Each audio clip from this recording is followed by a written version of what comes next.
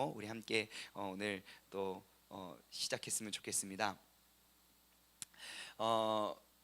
네, 우리 구약 성경을 한눈에 보는 캐스켓 힘찬 구호를 외치고 함께 가도록 하겠습니다. 시작. 구약 성경을 한눈에 보는 캐스켓. 이야, 이 우레아 같은 이런 함성 너무너무 감사합니다. 누가 들으면 한 200명 와 있는 것 같아요. 네, 너무너무 감사하고요. 우리가 간략하게 우리가 지금 지난 시간에 나눴던 것들, 지금 우리가 왕정 시대에 대해서 함께 나눠보고 있는데요. 간단하게 한번 복습을 하고 또 오늘의 진도를 나아갔으면 좋겠습니다.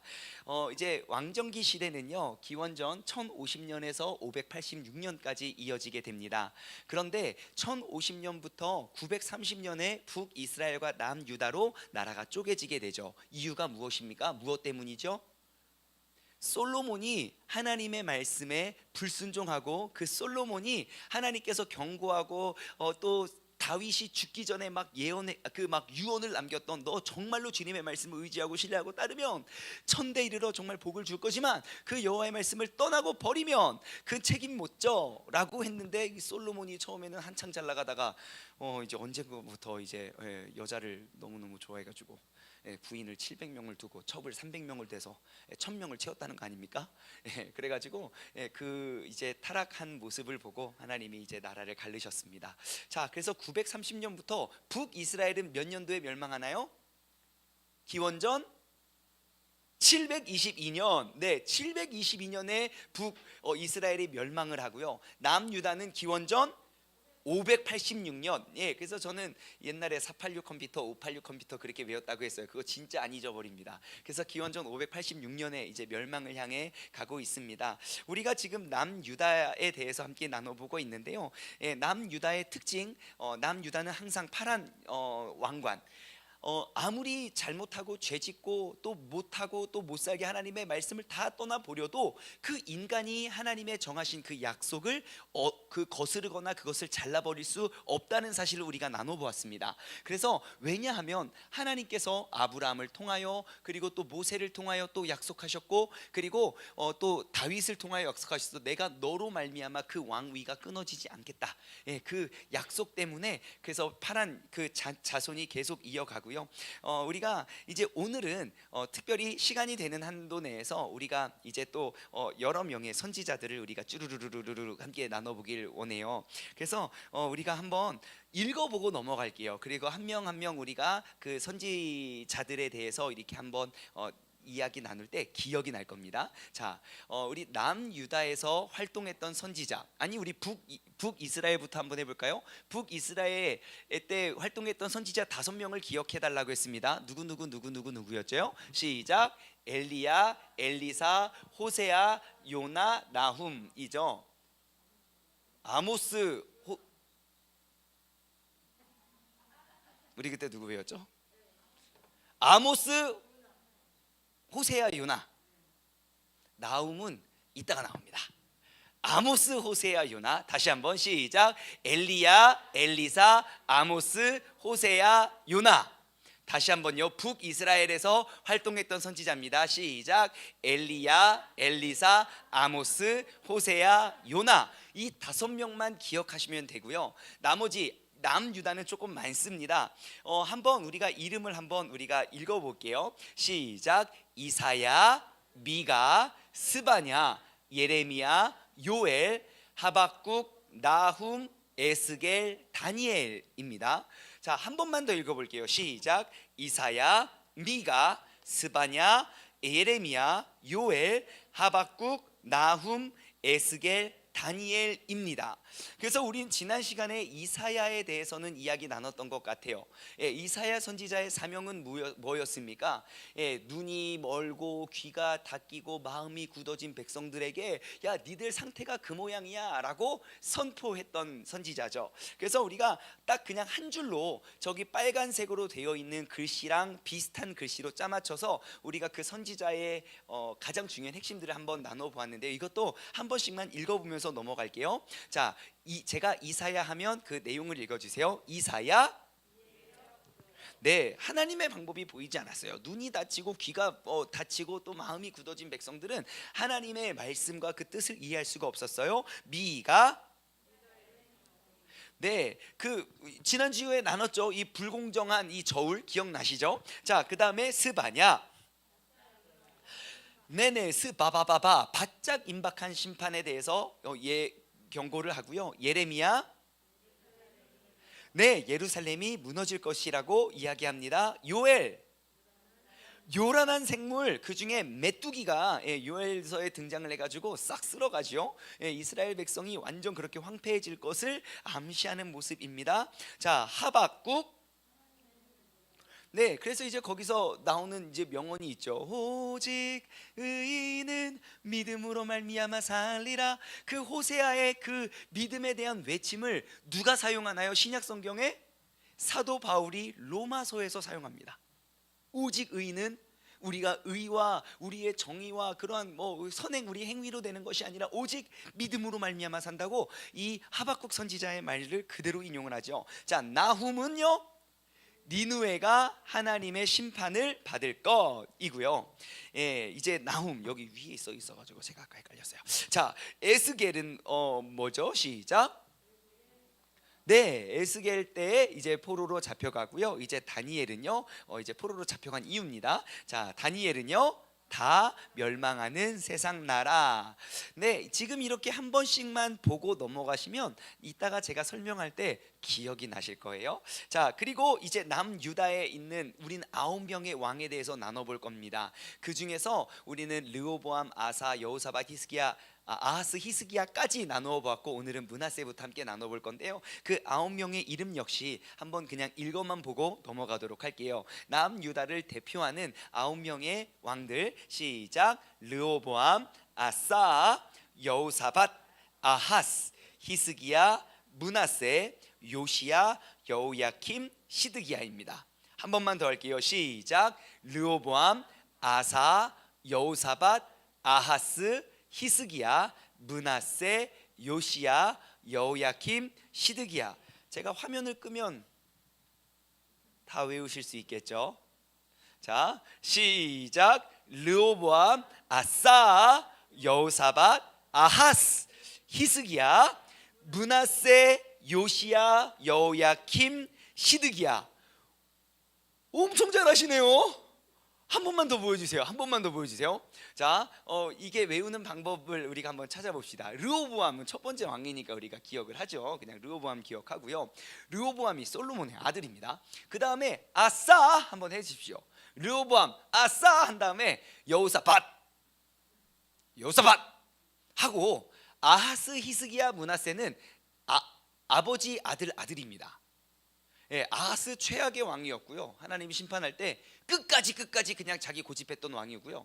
그 귀한 아들 히스기야, 그 기도의 왕이 나오고요. 그 밑에 므낫세, 완전 또 엉뚱깽뚱한 아들이 나옵니다. 그래서 아하스, 히스기야, 므낫세 3대 하고요. 그 다음에 요시야하고 여호야킴, 시드기야는 맨 마지막 왕이라 시드기야, 이렇게 알아두시면 좋겠습니다. 자, 우리가 계속해서 이제 한번 이제 이어가도록 하겠습니다. 오늘은 므낫세 이야기로 함께 이야기를 이어가고자 합니다.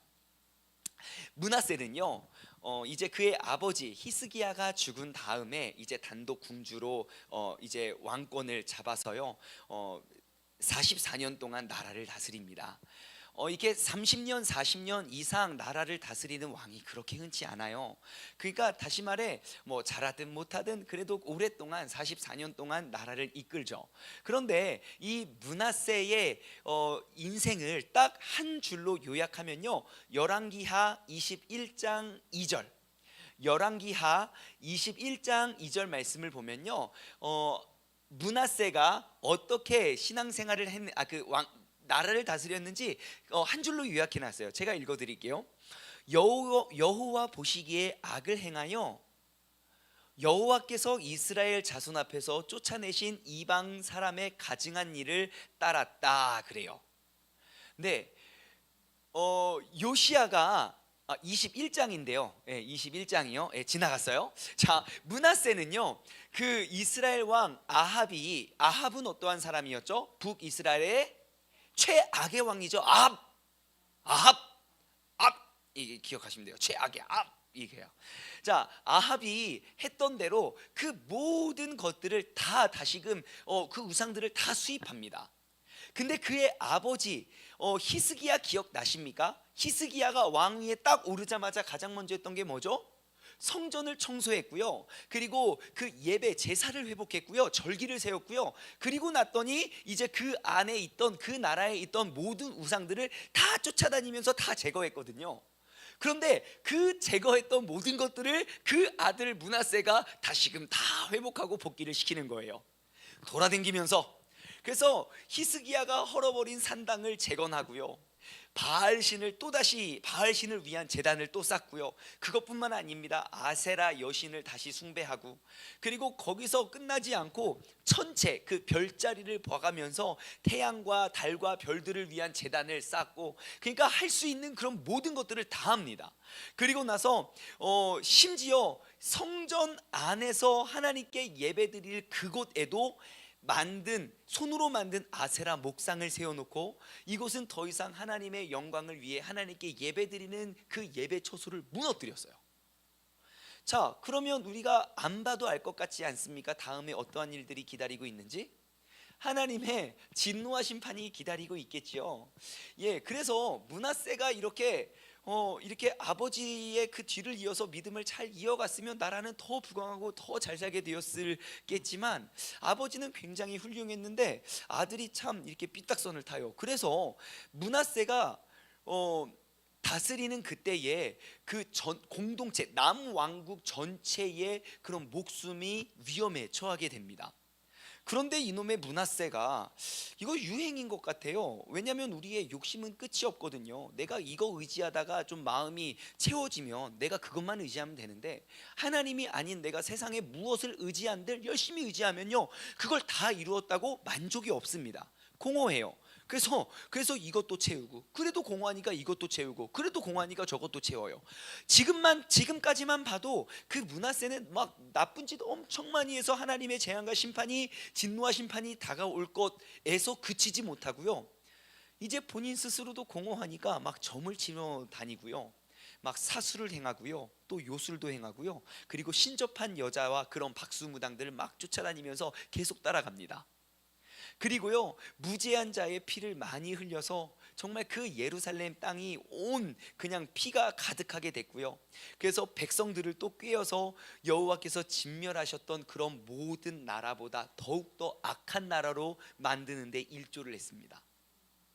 여러분, 그 한 사람이 서고 한 사람이 짐에 의해서 그 나라의 모든 백성들에게 미쳐지는 영향력이 그렇게 커요.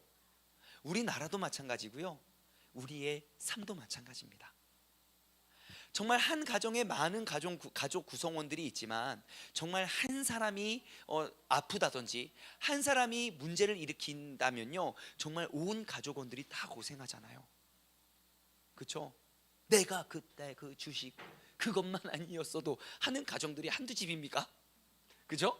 내가 그때 그것만 어떻게 팔지 않았었다, 그거 한두 집이 아니잖아요. 그러니까 그 한 사람의 영향력이 그렇게 중요한 겁니다. 그러면 이 시간 함께 우리가 성경 공부 나누는 여러분들은 어떠한 한 사람입니까? 하나님의 말씀을 의지해서 더욱더 굳건히 주님의 약속의 말씀을 기억하고 세워갈 수 있는 히스기야 왕 같은 한 사람이 되시기를 주님의 이름으로 소망합니다. 자, 제가 이 므낫세의 이러한 모습을 보면서 제가 이제 뼈저리게 느꼈던 한 가지는 뭐냐면요, 바로 다음 세대와 전 세대에 대한 마음입니다.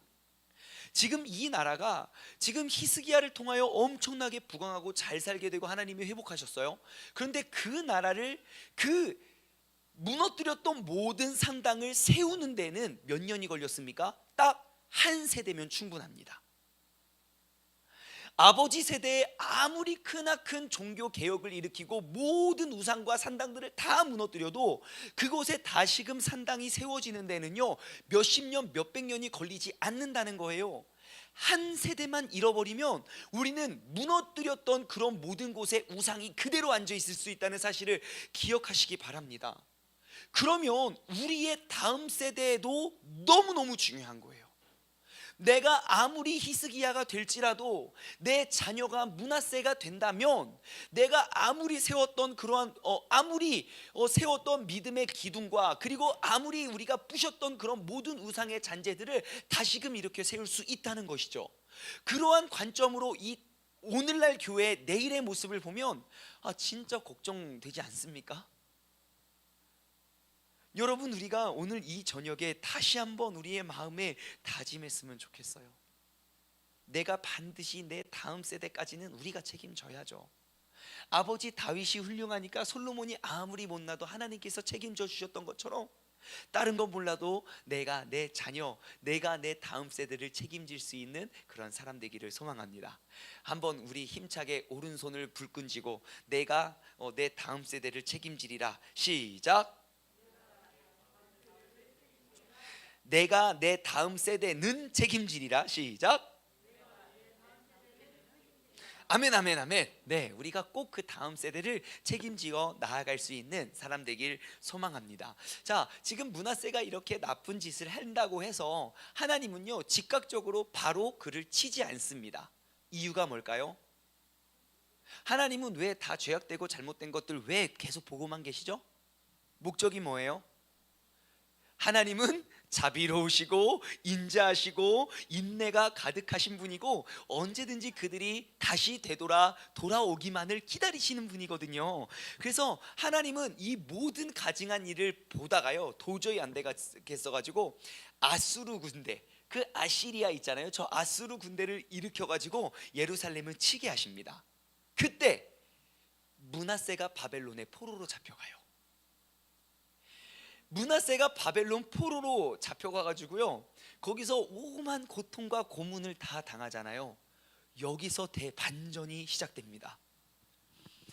바벨론의 포로로 끌려갔던 그런 므낫세가요 이전에 그렇게 못난 삶을 살다가 그곳에서 하나님께 회개를 해요. 하나님께 기도하고 하나님의 말씀 앞에 내가 굳게 서요.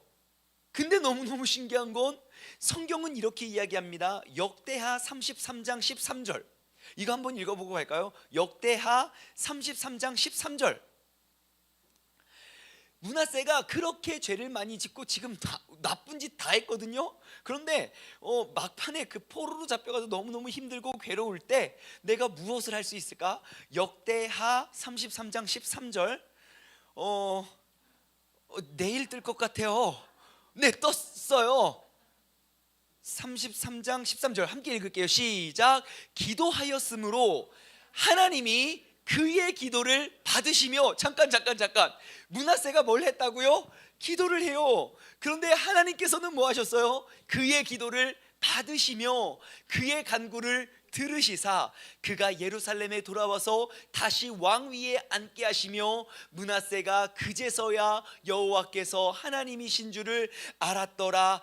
아멘, 아멘, 아멘. 여러분, 이런 분이 바로 하나님이세요. 그러니까 우리가 옛날 어제를 묻고 따지지 말고 온전히 오늘 내가 주님 앞에 엎드려 주님 앞에 우리가 부르짖으면 하나님께서는 우리의 부르짖음에 귀 기울이시고 그에 대로 응답하시고 또 우리를 변화시켜 주실 줄 믿습니다. 그래서 우리가 생각해 볼 수 있는 건 그거예요. 그래서 이제 노년까지 이 므낫세는 하나님의 말씀 안에 살거든요. 그럼 우리의 질문입니다. 므낫세는 왜 이렇게 힘들고 어려울 때 기도를 해야 된다는 건 어떻게 알았을까요? 그 아버지의 모습을 봤던 거예요. 여러분, 여기에 바로 우리의 희망이 있습니다.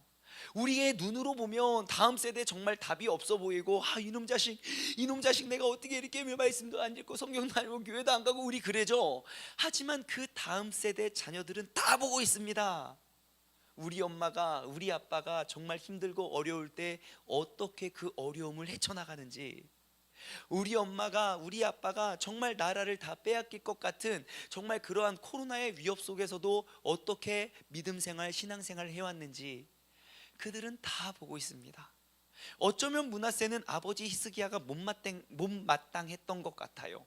그러니까 왕위에 오르자마자 아버지가 부셔뜨렸던 모든 우상을 다 세웠거든요. 하지만 결국 하나님께서 그를 치실 때 그는 아버지가 했던 것처럼 그의 기도의 모습을 그대로 보고 배워요.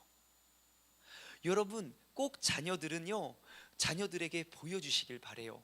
내가 예배를 세워가는 모습, 내가 주님의 말씀을 따르는 모습, 내가 온전히 주님의 말씀에 순종하며 나아가는 모습, 반드시 보고 본대로 따라하게 되는 줄 믿습니다. 여러분, 우리는 이 므낫세라는 인생을 통해서 여호와 하나님의 성품을 다시 한번 기억하길 원해요. 하나님은 어떠한 분이십니까? 은혜로우시고 긍휼이 많으시며, 그리고 특히 그 죄인의 부르짖음과 그 회개하심에 하나님은요 항상 그들을 안으시고 품어주시는 분임을 여러분 꼭 기억하시기 바랍니다.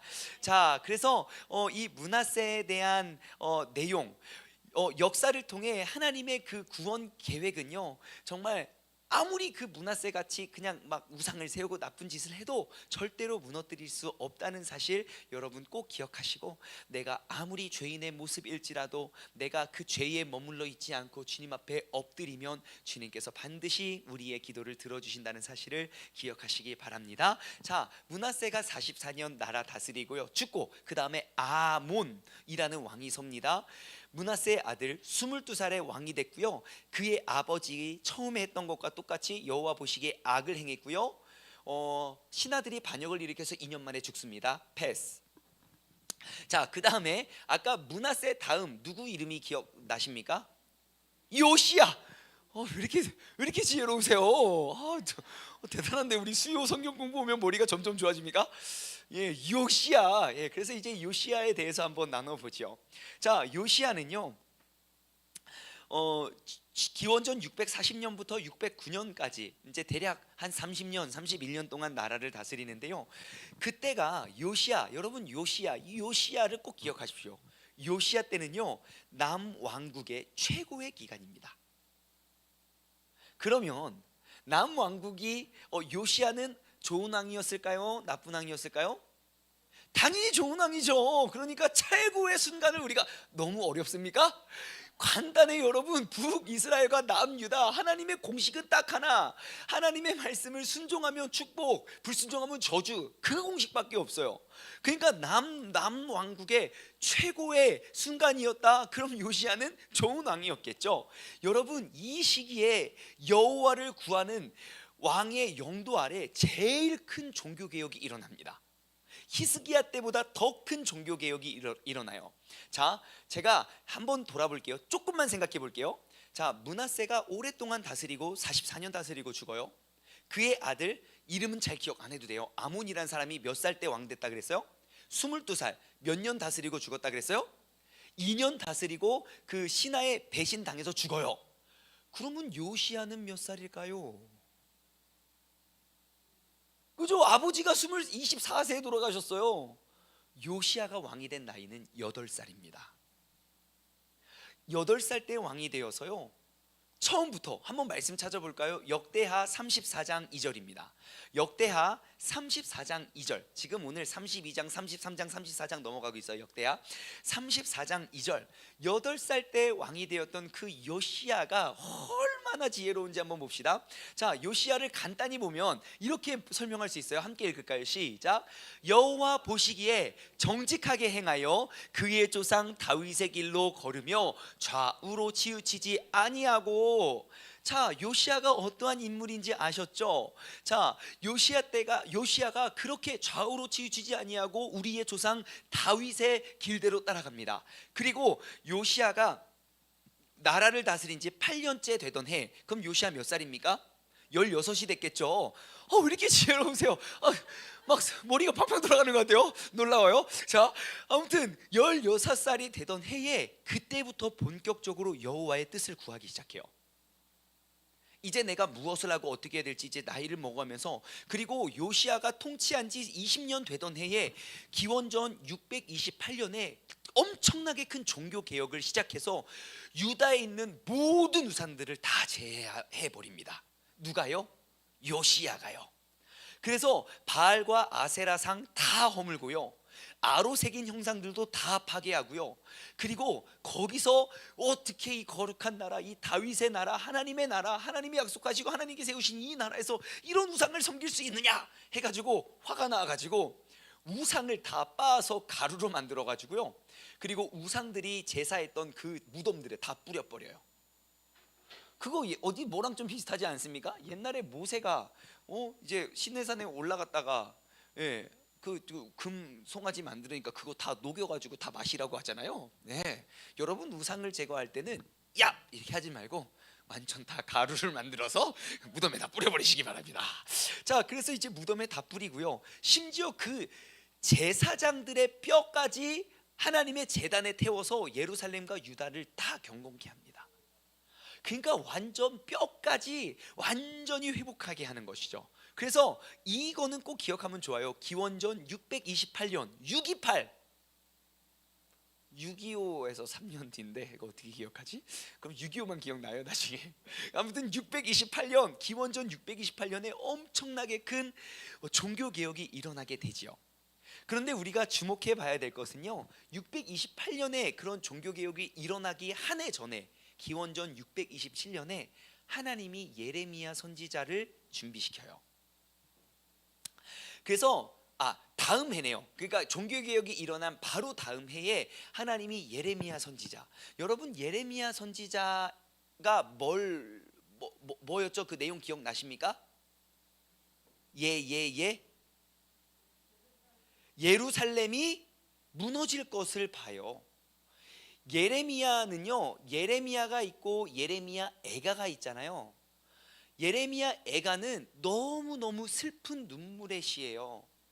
예레미야에게 환상을 보여주시거든요. 하나님께서 이스라엘 백성이 어떻게 멸망하고 멸망하게 될 모습을 환상으로 보니까 너무 슬퍼서 예레미야의 애가를 쓴 거예요.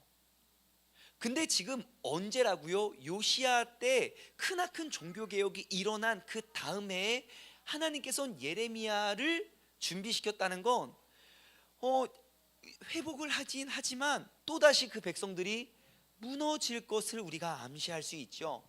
그래서 요시야가 기원전 628년에 행했던 그 종교개혁의 내용은 그겁니다. 요시야가 아까 몇 살에 왕이 됐다 그랬죠? 8살. 그리고 8년이 지난 후에 몇 살 때요? 16살 때 16살 때가 아니고 요시야가 통치했던 그 18년째 되던 해에 종교개혁을 감행할 때요, 뭘 하냐면 이제 대제사장 힐기야한테 가서 가서 성전에 있는 돈 다 모아가지고 우리가 성전을 깨끗이 수리를 한번 해보자. 그래서 힐기야가 성전에 가서 막 열심히 성전을 찾고 막 그 뭐 쓸만한 거 다 이렇게 하고 청소를 하고 하다가 힐기야가 뭘 발견하냐면요, 하나님의 율법책을 잃어버렸던 그 율법책을 찾아요. 그러면 이건 무엇을 말합니까? 언제인지는 모르겠지만 하나님의 모든 왕들은 하나님의 율법책, 하나님의 법전을 알지도 못하면서 살아왔다는 거예요. 그러니 어떻게 내가 하나님의 그 기준 앞에 우리가 세울 수 있겠냐는 겁니다. 그래서 이것이 언제 잊어버렸느냐, 사람들은 누가 숨겨 놓았느냐, 사람들은 이제 의견이 조금씩 다르긴 하나 가장 확실한 건 하나님의 율법. 근데 원래요, 신명기 17장 18절 20절 말씀 보면요, 원래 왕은 평생 여호와의 율법책을 읽어야만 했습니다. 그게 하나님이 명령하신 거였어요. 근데 그날에 하나님의 말씀을 떠나서는 기준을 세울 수가 없겠죠. 그러니까 이렇게 많은 왕들이 다 그렇게 나쁜 짓을 하고 우상을 숭배했던 그런 결과를 낳죠. 자, 그런데 이제 요시야가 그 율법책을 발견해요. 그래서 대제사장 힐기야가 요시야한테 갖고 와요. 이것 봐요, 이것 봐요 이러고 갖고 왔어요. 그래서 요시야가 뭐라는 줄 아십니까? 하나님의 말씀을 듣고요, 그 나라가 저지른 모든 죄에 대해서 심각하게 회개하고 우려합니다. 분명히 말씀대로라면 우리는 이렇게 버텨낼 수 없고, 분명히 이 하나님의 말씀이 살아있다면 우리는 지금 이렇게 견뎌낼 수가 없다. 우리 다 죽었어. 그래서 요시야는 자신의 옷을 찢고 자신과 그 백성을 위해 진심 어린 회개를 합니다. 여러분 잘 보십시오.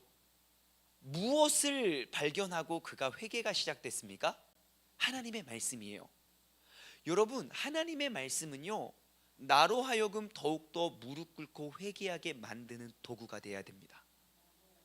그래서 우리가 맨날 큐티 운동하는 게 바로 이거예요.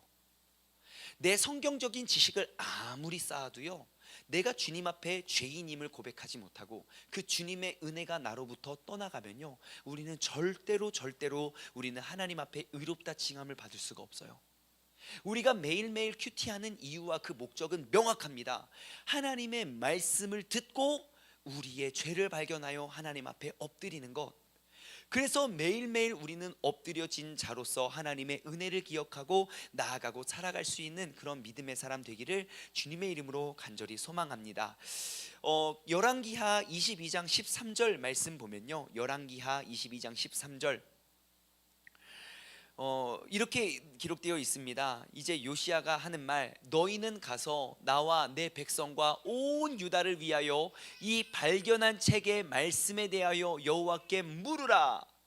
뭐예요? 묻고 대답 얻고 묻고 대답 얻고, 이게 바로 묵상 아닙니까? 이게 바로 큐티 인생이잖아요.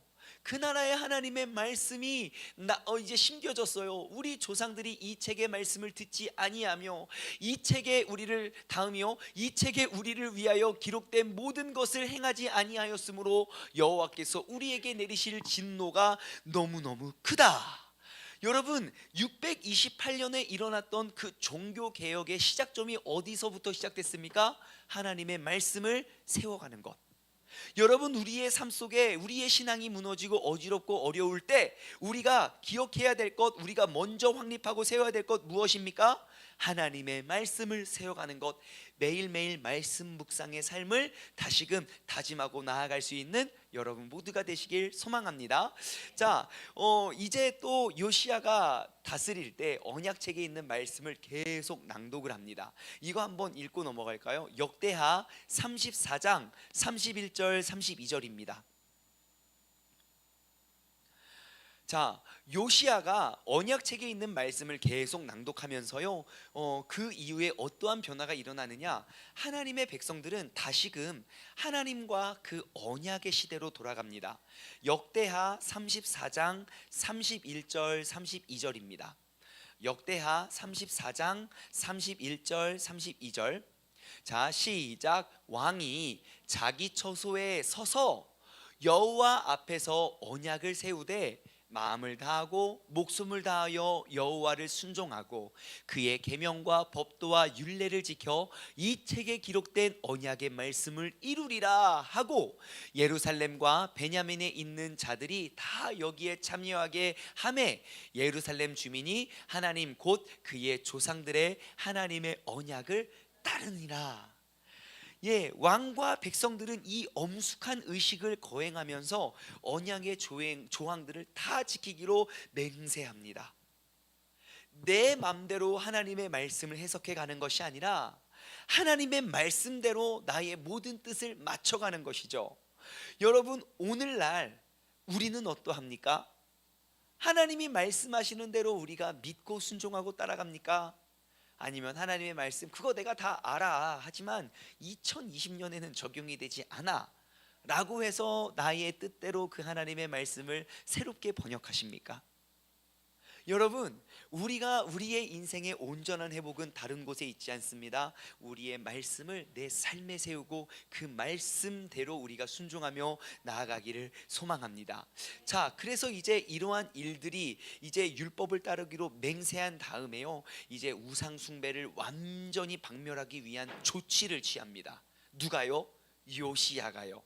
그래서 요시야가 우상숭배 사용했던 모든 집기를 다 태우고 산당에서 분향드렸던 그 제사장들 쫓아가서 다 잡아 죽이고요, 남색하는 자들 집 다 헐어버렸고요, 자녀들의 제사 다 자녀 제사로 바쳤잖아요. 자녀 제사 다 금지시켰고요, 성전으로 들어가는 곳에 자리 잡고 있던 아까 그 므낫세가 세웠던 그 태양, 그 별자리 그런 거 있잖아요. 성전에 들어가는 그 길에 있는 그런 태양을 위한 그거 다 제거해 버렸고요. 그리고 그 므낫세가 또 이방신을 섬기기 위해서 다락 지붕에 세웠던 그런 제단을 다 허물고요. 결정적으로 무엇을 했냐면 솔로몬 왕이 아스타롯, 스모그, 밀곰을 위해서 세웠던 산당, 솔로몬이 세웠던 그 산당까지도 다 세워버립니다. 헐어버립니다.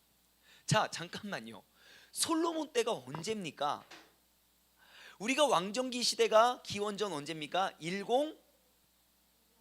1050이 시작돼요. 그리고 사울 40년, 다윗 40년이에요. 그리고 지금 628년이에요.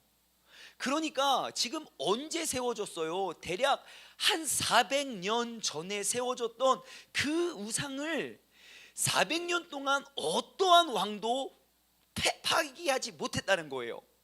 우리는 이제 답을 알아요. 왜 그랬을까요? 왜 그거를 남겨두고도 그게 잘못인지 몰랐을까요? 하나님의 말씀을 떠나 있었잖아요. 여러분, 우리가 하나님의 말씀을 멀리해서는 우리는 온전한 신앙의 회복을 이룰 수가 없다는 사실을 기억하시기 바래요. 여러분, 말씀을 읽고 말씀을 알아가는 건요, 내가 신앙생활을 하는, 천국을 소망하는 신앙인으로서 우리가 그냥 삶의 일부가 되어야 합니다. 내가 무엇인가 또 다른 노력과 또 다른 것들을 우리가 그냥 하려는 것이 아니라, 그냥 내가 때가 되면 배고파서 밥을 먹는 것처럼 하나님의 말씀을 내 삶의 일부로, 내 삶의 한 부분으로 여겨야 돼요. 기도, 말씀, 찬양, 그것도 내 삶의 그냥 일부가 돼야 돼요. 내가 천국을 소망하는 하나님의 자녀이고 백성이라면 내가 막 억지로 하는 것이 아니라, 그냥 내가 그 말씀이 없으면 살아갈 수 없고, 말씀이 없으면 내가 생명을 유지할 수 없는 그러한 믿음의 사람이 되어야 하는 줄 믿습니다. 그래서 그 말씀이 회복되었을 때에 그 400년 동안 누구도 무너뜨리지 않았던 우상들을 다 깨부셨고요, 요시야가 거기서 멈추지 않았습니다. 북쪽까지 갔어요.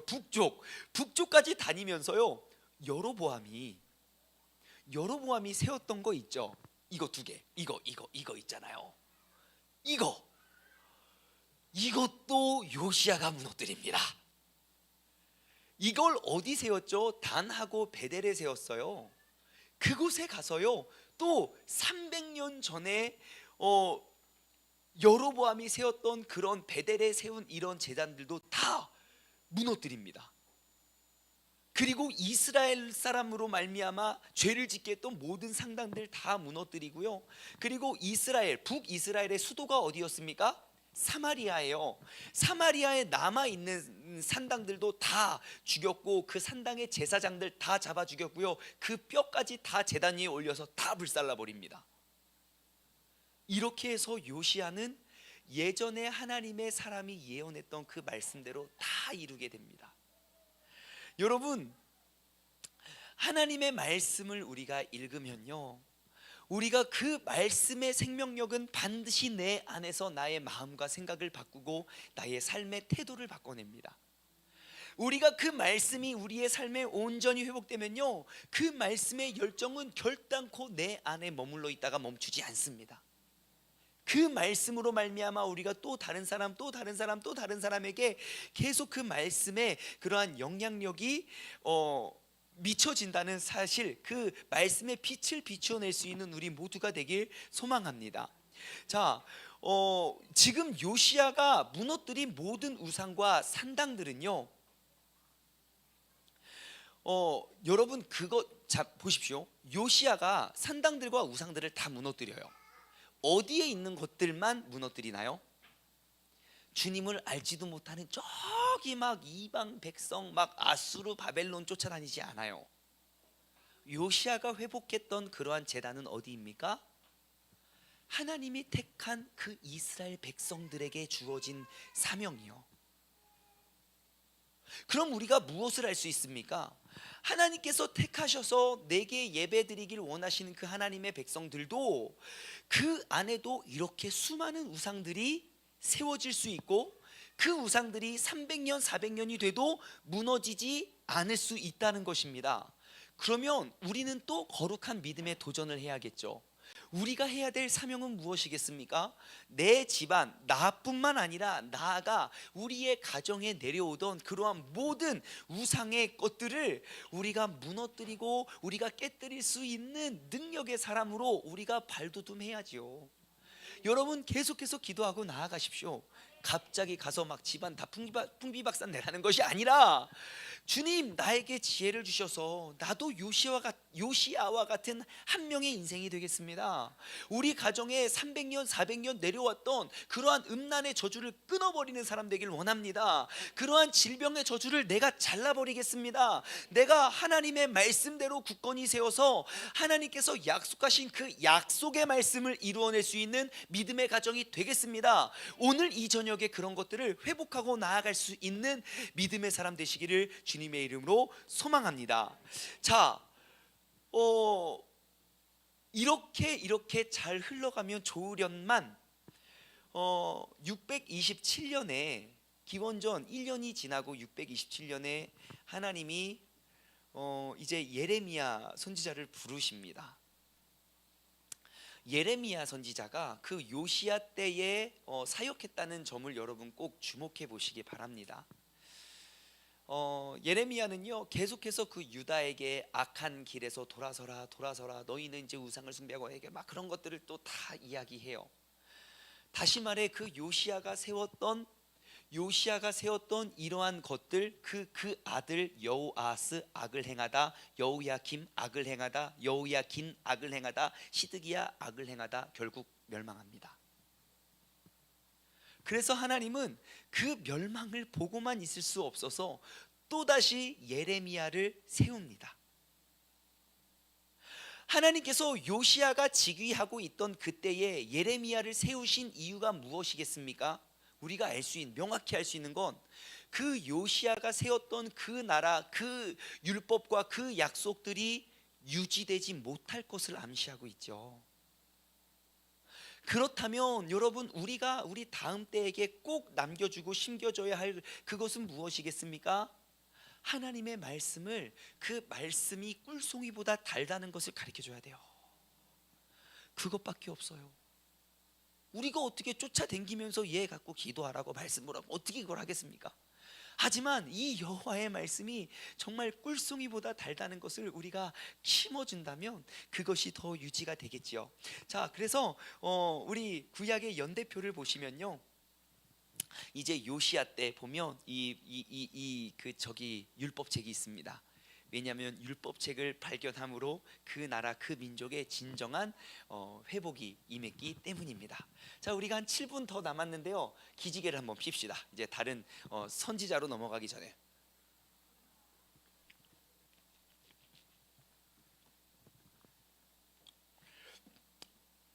아우 막 문하세 요시야 하다가 아주 불타올랐어요. 자, 이제 몇 분 남지 않았지만 우리 한번 또 가봅시다.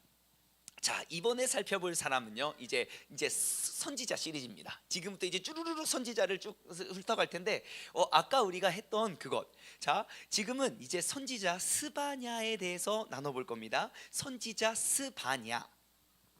네, 스바바 혹시 기억나십니까? 좀 이렇게 지혜로우세요? 바짝 임박한 주의 날이에요.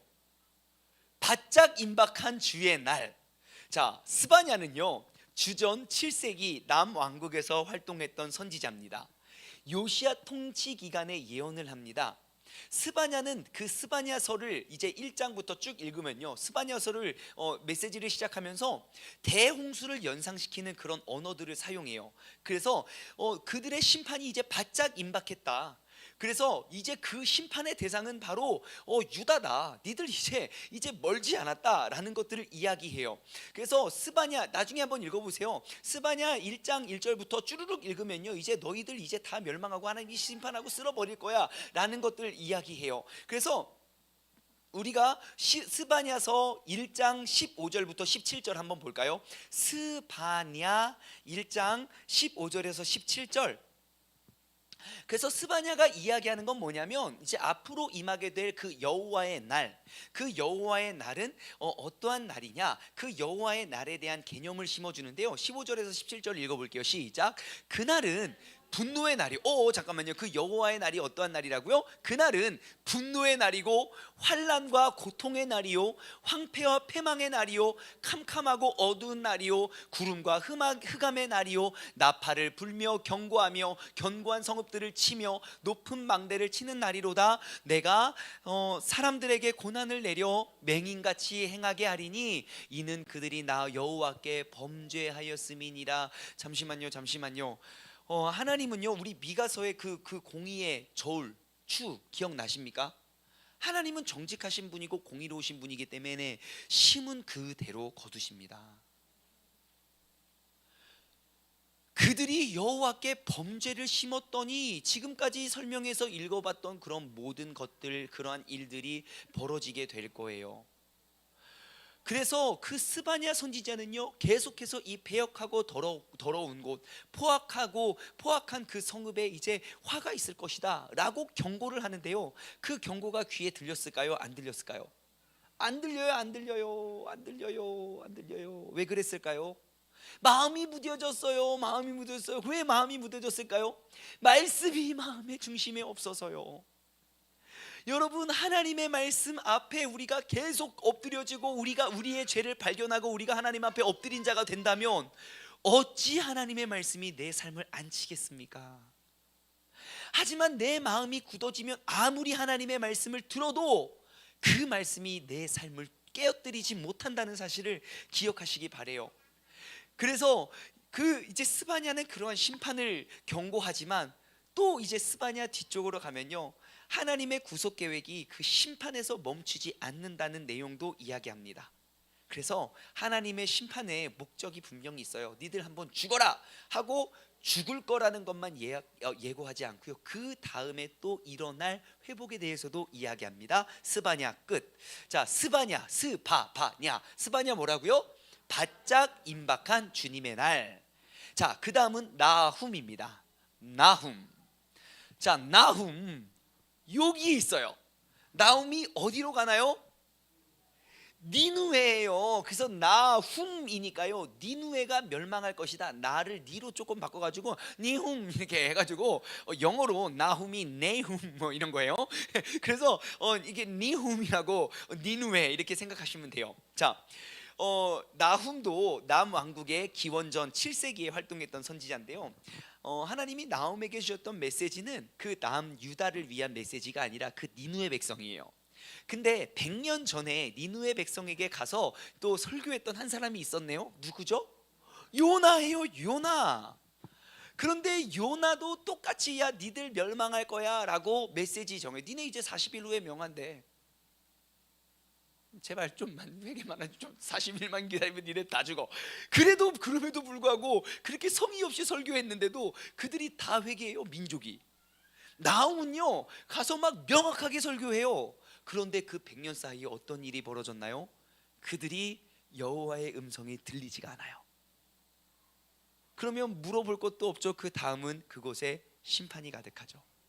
그래서 나훔서에 보시면요, 그 니누의 백성이 멸망하는 그러한 묘사들, 그런 환상 속에서 그러한 묘사들이 다 기록이 되어 있습니다. 그런데 나훔이라는 사람의 뜻이 뭐냐면 바로 위로예요. 위로.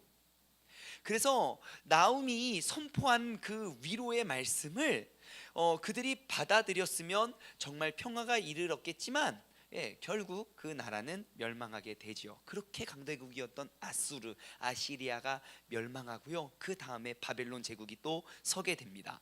자, 이때 잠시 요엘로 넘어가기 전에 여호아하스, 요시야의 아들 여호아하스,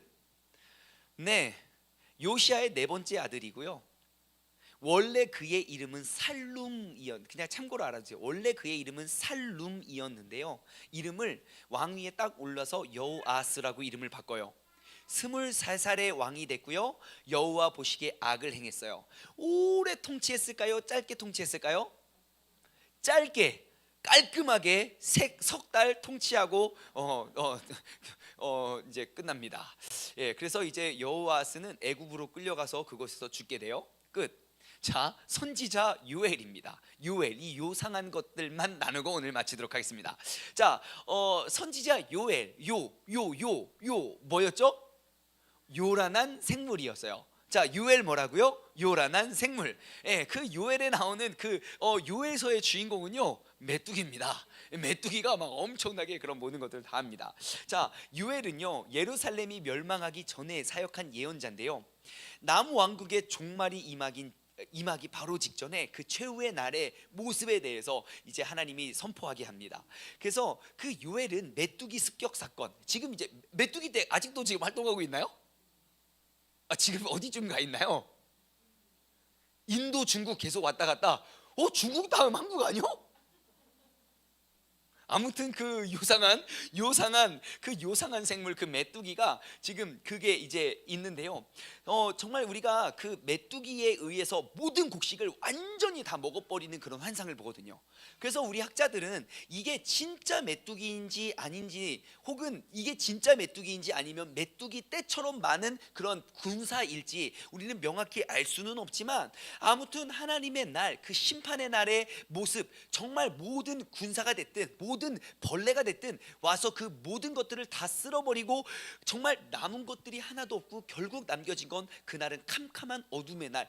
정말 메뚜기가 하늘을 다 뒤덮으면 얼마나 캄캄합니까? 그리고 그가 한번 지나고 나면 남은 것이 없는 그러한 것. 그래서 요엘은요, 하나님의 심판이 아주 임박했기 때문에 요엘이 외치는 것, 너희는 빨리 여호와께 돌아가라고 외쳐요. 이거 한번 찾아볼까요? 요엘서 2장 12절에서 14절. 요엘서 2장 12절에서 14절. 요엘서 2장, 요엘 2장 12절에서 14절. 자, 함께 읽을까요? 시작.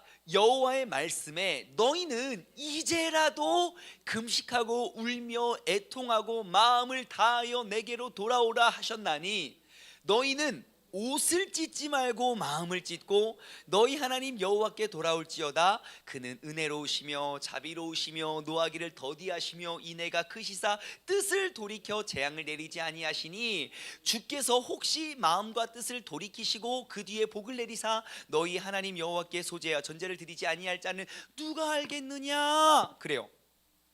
자, 여기서 오늘 새벽 예배 말씀 기억나시나요? 이런 말 했어요. 여호람이라는 왕이요, 엘리사한테 가서 나라가 어려워지니까 자신의 옷을 찢으면서 엘리사 잡아 죽여 그래요. 우리가 찢어야 될 건 사람들 보기에 옷 찢는 게 아닙니다. 우리의 마음을 찢어서 주님 앞에서 회개해야 돼요. 사람들 보기에 나 금식하고 나 이렇게 할 거야, 아니요. 주님께서는 그 마음의 중심을 보시거든요. 그 마음의 중심을 보시고 주님께 돌아오는 것을 보시기만 한다면 하나님은요, 그 모든 회복을 이루어내실 거예요. 그래서 요엘은 그런 걸 외쳐요. 호세아도 마찬가지입니다. 호세아에서 보면 여호와께 돌아가자, 그 여호와께 돌아오라는 메시지를 호세아도 남기고요. 그래서 이제 구약을 계속 연구하면 딱 이게 우리가 요약할 수 있는 그런 메시지는 간단해요. 몇 개 없어요. 우리 주님 앞에 온전히 돌아와서 회개해야 된다는 거예요. 근데 이것은 오늘날 이 시대에 특별히 많은 민족뿐만 아니라 특별히 대한민국 땅에 하나님께서 쉼없이 외치시는 메시지가 아닐까 싶어요. 이제는 여호와께 돌아오라고, 다시금 하나님의 그 말씀을 내 삶에 회복하라고, 그 말씀을 내 머리에 쌓아두지 말고 내 삶 가운데 행하시라고. 내가 그 여호와의 앞에 다시 돌아와 정말 이 코로나 사태를 맞아서 우리가 진짜 그 알곡과 가라지, 우리가 그 키질을 할 때 가라지는 흩날릴지 몰라도 우리가 그 밑에 떨어지는 알곡이 되어서 정말 이 나라에 다시금 진정한 부흥의 회복을 일으킬 수 있는 사람이 되라고. 여러분, 여호와께 돌아오라는 그 메시지를 오늘 이 저녁에 마음과 삶 속에 꼭 다시 회복할 수 있는 그런 복된 밤 되기를 주님의 이름으로 소망합니다. 기도하겠습니다.